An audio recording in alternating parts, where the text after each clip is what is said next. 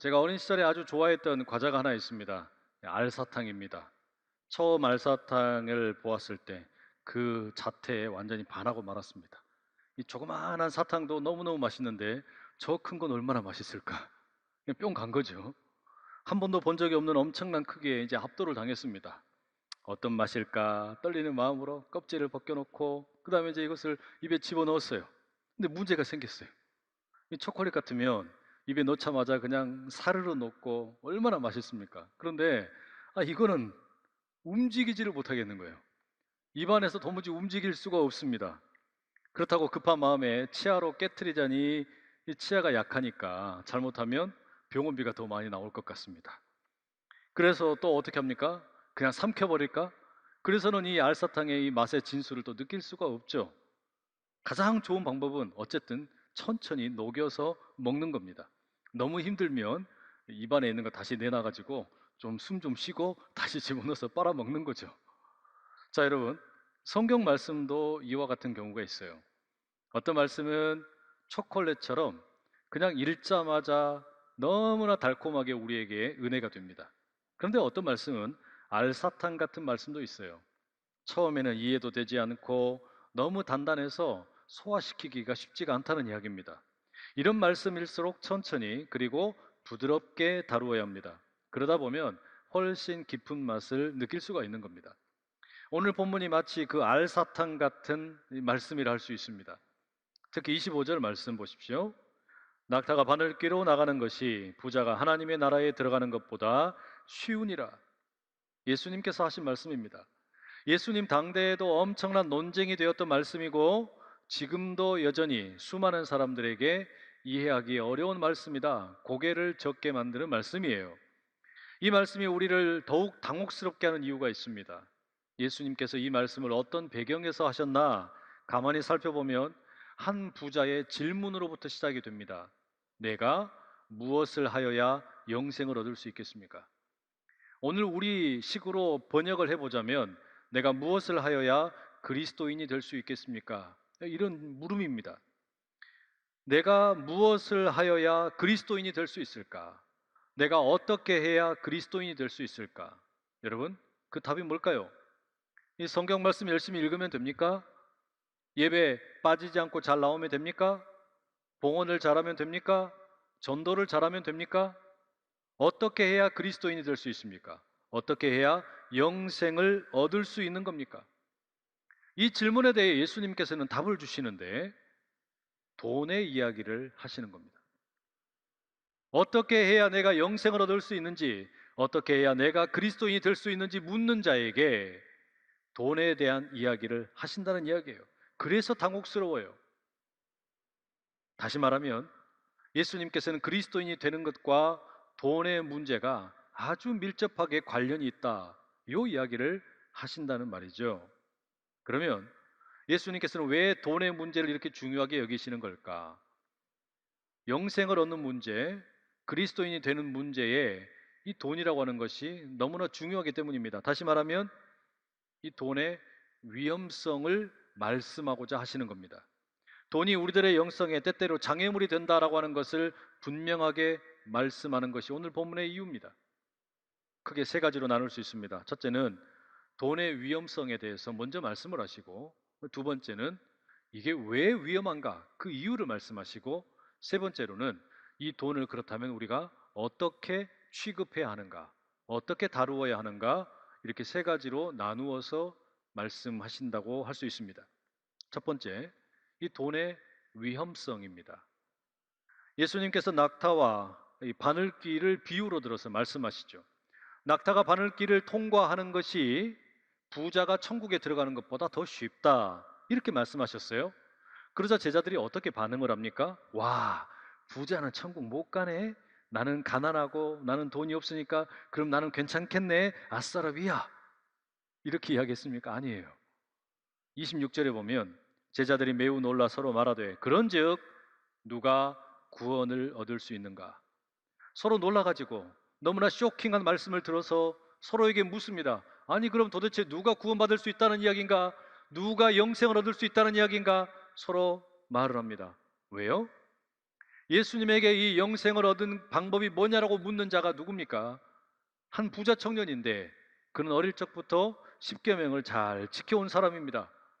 그런데 이 사람조차도 구원을 받을 수 없다면, 아니 도대체 누가 구원받을 수 있다는 건가? 이런 질문이 생기는 것이죠.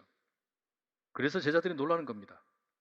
지금도 여전히 수많은 사람들이 바로 이 말씀 앞에서 당혹스러워합니다. 특별히 부자는 천국에 들어가는 것이 낙타가 바늘길을 통과하는 것보다 더 어렵다고 말씀하시니까 이걸 도대체 어떻게 이해해야 할까? 사람들이 고민이 되는 거예요. 지난 8월에 세상을 떠난 앤드류 월스라는 신학자가 있습니다. 영국에 있는 아버딘 대학교 또 에딘버러 대학교에서 활동을 했던 아주 훌륭한 신학자입니다. 이분은 그 주 전공이 뭐냐면 이 세계 역사 가운데 기독교가 어떻게 지금까지 자리매김해 왔는가, 선교의 역사가 어떠한가, 이런 것을 주로 연구한 분인데 아주 탁월한 학자입니다. 특히 이 세계 기독교의 역사적인 흐름을 아주 잘 해석하는 분으로 유명하죠. 근데 이분이 기독교를 가리켜 뭐라고 말하냐면 폴리센트릭하다 이렇게 얘기합니다. 무슨 말이냐면 기독교는 중심이 여러 개다, 다중심 종교다 이렇게 얘기합니다. 이것은 다른 종교와 비교를 해보면 상당히 차별적이라는 것을 알 수 있어요. 차원이 다르다는 것을 말씀드리는 건데요. 이슬람의 경우는 여러분 그 발원지가 어디입니까? 사우디아라비아의 메카이죠. 당시에도 사우디아라비아였고 지금도 이슬람의 중심은 변함없이 사우디아라비아입니다. 변하지가 않아요. 불교는 어떻습니까? 불교의 중심은 예전에 시작부터 동아시아였고 지금도 여전히 동아시아 지역입니다. 변하지가 않았습니다. 힌두교는 어떻습니까? 힌두교의 그 생겨난 지역은 인도입니다. 과거에도 그랬고 지금도 똑같습니다. 대부분의 이 전 세계에 존재하는 고등 종교는 이처럼 처음에 만들어진 그 자리가 지금도 여전히 그 종교의 중심지입니다. 그런데 이 기독교를 보세요. 기독교는 그렇지가 않아요. 기독교의 출발지가 어디입니까? 이스라엘의 예루살렘이죠. 예루살렘이 중심이었습니다. 그런데 이 역사의 흐름을 따라서 가만히 살펴보게 되면 이 중심이 자꾸 바뀝니다. 처음에 유대인들이 복음을 받아들였어요. 그런데 이후에는 이제 이방인들이 복음을 받아들입니다. 바바리아인들이 복음을 받아들입니다. 그러면서 로마 사회 가운데 국교가 되죠. 그리고 수많은 유럽의 국가들이 이제 기독교 국가가 됩니다. 이처럼 한 천여 년의 기간 동안에 유럽이 기독교의 중심이 됩니다. 이 중심이 이동을 한 거예요. 예루살렘에서 유럽으로 이동을 했습니다. 그리고 천여 년의 시간이 지난 다음에 이제 20세기가 이렇게 들어오면서 이 중심이 또 바뀌고 있습니다. 북미와 유럽 중심의 기독교에서 이제는 남미, 또 오세아니아, 아프리카, 아시아 이런 곳에 기독교가 훨씬 더 빠르게 성장을 하고 있고 중심이 이동을 하고 있는 거예요. 이제는 더 이상 유럽이 중심이 아닙니다. 아프리카가 기독교의 중심이 됩니다. 이제는 더 이상 북미가 이 교회의 중심이 아니에요. 아시아가 이 교회의 중심이 되고 있다는 이야기입니다. 상당히 독특한 면이 있죠. 여기 질문이 생기는 겁니다. 앤드류 월스라는 이 학자가 질문을 합니다. 도대체 왜 기독교의 중심은 이렇게 이동하는 걸까? 왜 기독교의 중심은 다른 종교와 달리 이렇게 시대에 따라서 이동하는 걸까? 그는 이렇게 말합니다. 기독교의 중심에 십자가가 있기 때문이라고 말입니다. 여러분, 십자가가 뭡니까? 십자가라고 하는 것은 자신이 가지고 있는 힘을 다 포기하고 자신의 모든 재원을 다 쏟아 부어서 남을 섬기는 거. 여러분, 이게 십자가죠. 예수님의 십자가라는 게 그거 아니에요? 내 권리를 포기하고 내 모든 힘을 다 쏟아 부어서 다른 이들을 살리는 거. 이게 십자가입니다. 그렇기 때문에 앤드류 월스가 뭐라고 얘기하냐면 이 기독교의 중심이라고 하는 것이, 이 기독교 복음의 중심이라고 하는 것이 십자가가 있는데, 가만히 보니까 기독교가 처음에는 그렇게 십자가의 메시지를 잘 전합니다. 그런데 한 지역이 이제 돈의 중심지가 되고 권력의 중심지가 되면 바로 그곳에서 십자가의 메시지가 나오지 않더라는 거예요. 처음에는 십자가의 메시지가 잘 나옵니다. 자기 권리를 포기하고 그리고 모든 이 재원을 쏟아부어서 다른 이들 섬기는 일들이 일어납니다. 그런데 시간이 지나면서 교회가 권력의 중심지가 되고 돈의 중심지가 되면 십자가를 잃어버리더라는 거예요. 그러면 무슨 일이 생기냐? 하나님께서는 이 기독교의 중심을 옮기시더라는 거죠. 돈과 권력에 물들어서 십자가의 그 원색적인 메시지를 잃어버리면 그곳으로부터 기독교의 교회의 중심을 다른 곳으로 옮기더라는 겁니다. 어디로 갈까요? 세상의 기준으로 보자면 변두리로 가는 겁니다. 주변 지역으로 가는 거예요. 왜냐? 바로 거기에서 십자가의 메시지가 나오기 때문입니다. 바로 그렇게 변두리로 가야만 진짜 십자가의 메시지가 나오기 때문이라는 이야기예요.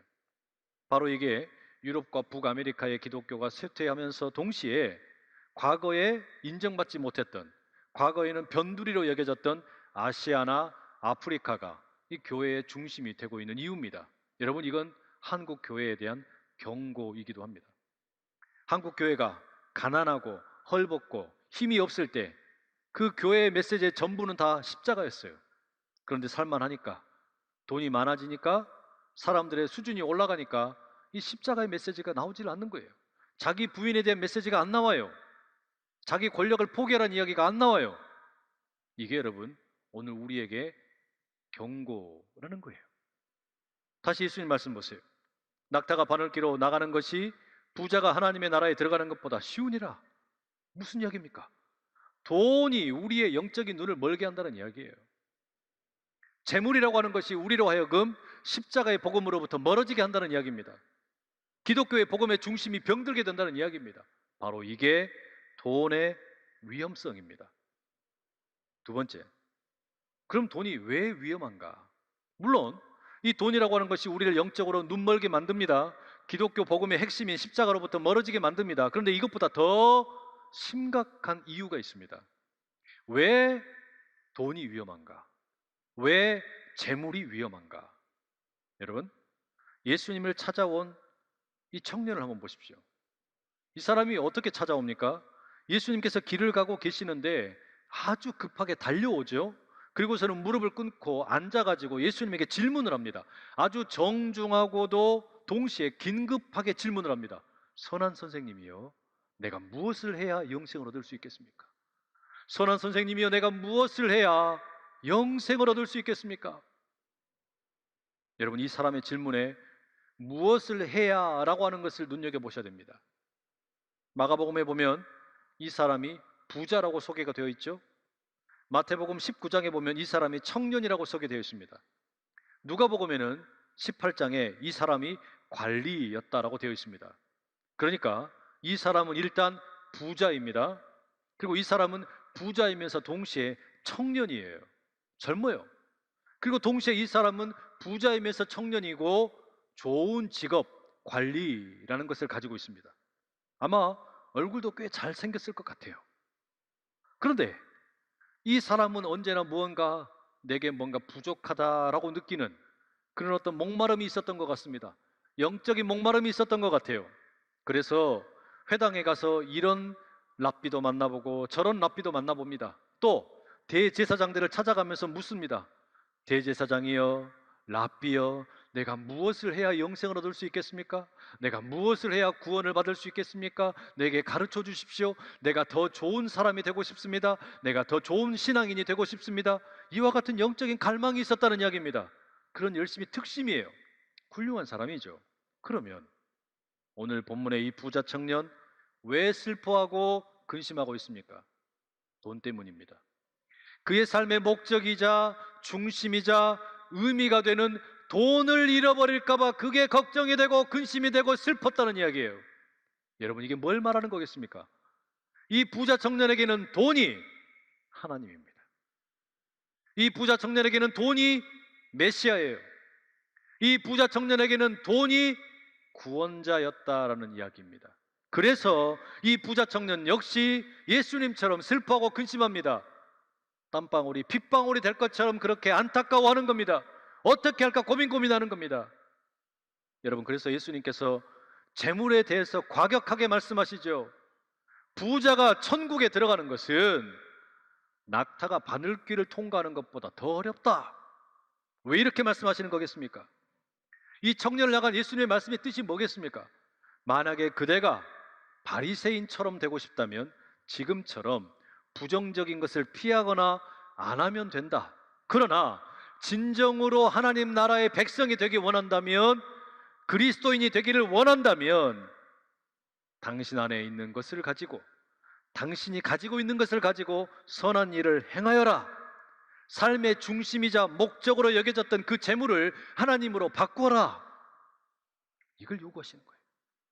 예수님께서 지금 이걸 요구하고 있는 겁니다. 여러분, 돈이 위험한 이유가 여기에 있습니다. 돈은 하나님을 대신해서 우리 인생의 목적과 중심과 의미가 되려고 합니다. 돈은 우리에게 하나님이 되려고 합니다. 돈은 메시아가 되려고 합니다. 돈이 구원자가 되려고 합니다. 그래서 돈이 위험하다라는 겁니다.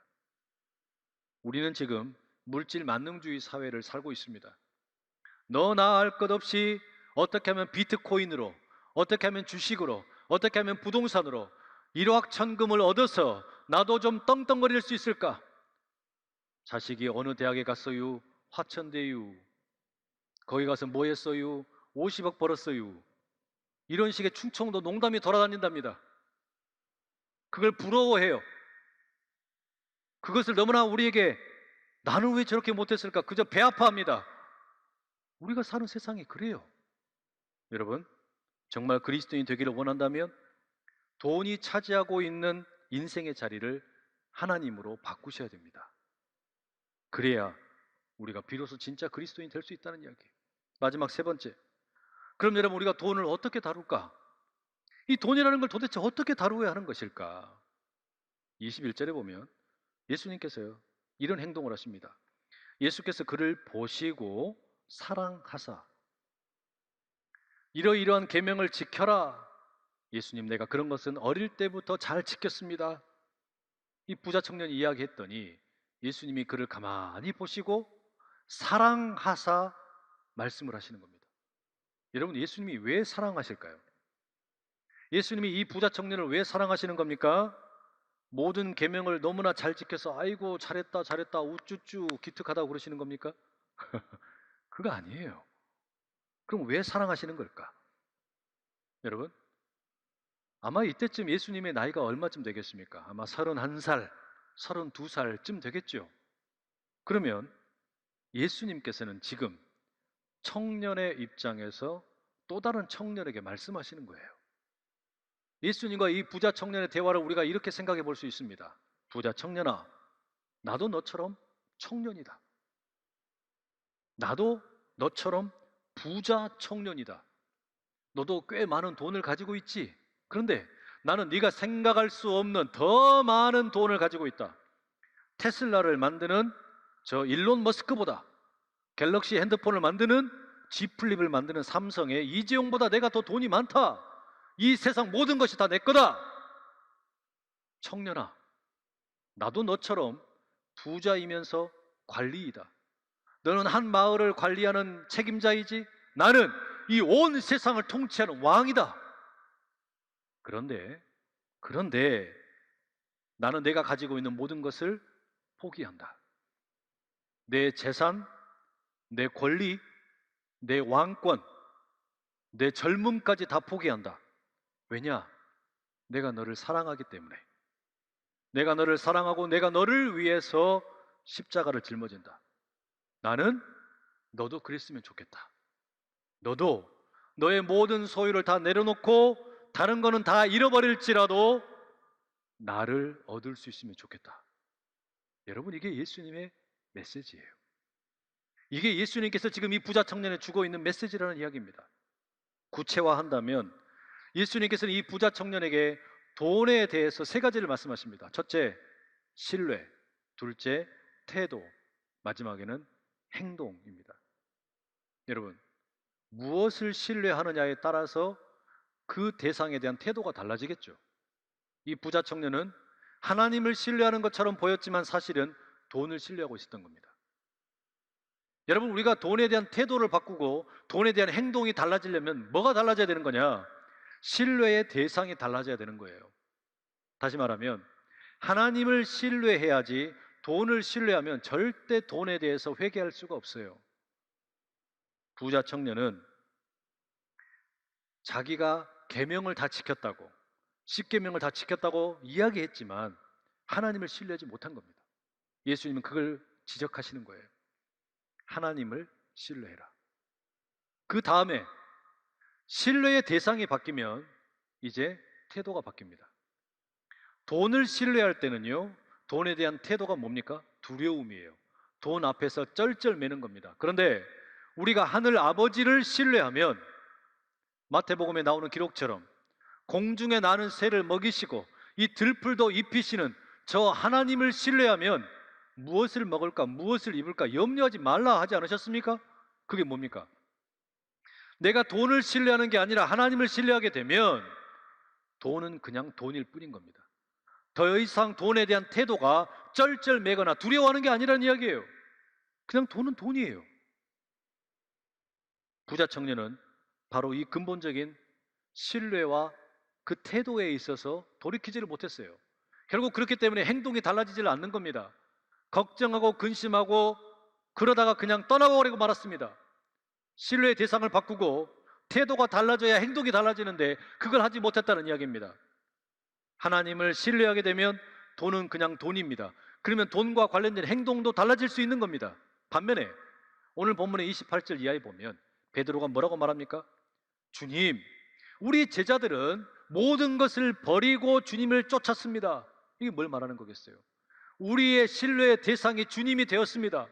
우리는 주님을 신뢰합니다. 그렇기 때문에 이제는 우리가 재물에 대한 태도가 달라졌습니다. 다 버리는 구체적인 행동과 함께 주님과 함께 하고 있습니다. 이렇게 말하는 거 아닙니까? 여러분, 돈에 대해서 정말로 구체적인 행동이 달라지기 원하신다면 신뢰의 대상이 달라지시길 축복합니다. 돈에 대한 태도가 달라지시길 축복합니다. 그때 구체적인 행동이 달라지게 될 것입니다. 우리 교회 장로님 중에 한 분이 저에게 그렇게 연락을 주셨어요. 앞으로 10년 동안 1년에 3천만 원씩 장학기금을 기탁하고 싶다는 겁니다. 이거 어려운 결단이죠. 뭐 돈이 여러분 작은 돈이 아니지 않습니까? 근데 왜 이런 결단을 하시게 되었나?